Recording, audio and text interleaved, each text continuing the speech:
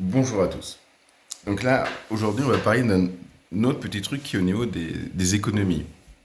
Parce que nos amis de droite et de gauche parlent beaucoup des économies. Certains vont faire des économies sur le dos de l'aide médicale urgente, parce que c'est quand même mieux de crever d'une tuberculose et de la passer à tout le monde plutôt que d'être soigné.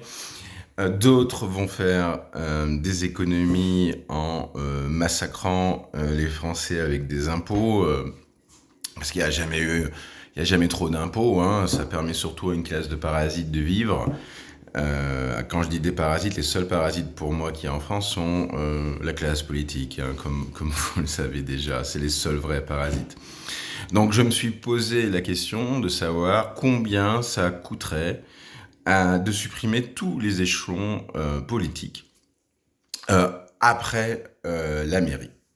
Donc, si on pousse l'hypothèse jusqu'au bout et qu'on supprime tous les échelons politiques au-dessus de la commune, euh, tout en conservant l'administration et les fonctionnaires pour exécuter les politiques publiques, les économies directes seraient relativement importantes. En gros, on a 600 millions d'euros pour l'Assemblée, 300 millions d'euros pour le Sénat, 500 millions pour les conseils généraux, il y a des tas d'indemnités qui partent de tous les côtés. Les conseils départementaux, c'est entre 500 et 800 millions d'euros. Les économies directes et annuelles représenteraient probablement entre 2 et 3 milliards par an. Si on y ajoute l'ensemble des comités théodules, c'est-à-dire ces comités qui ne servent à rien et qui gravitent autour de ces administrations, on arrive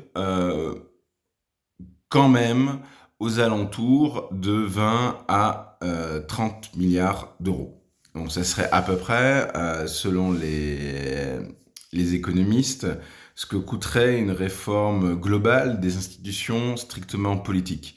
C'est-à-dire que du jour au lendemain, vous n'auriez pas moins de pompiers, pas moins d'infirmières, pas moins de policiers, vous auriez juste moins d'élus.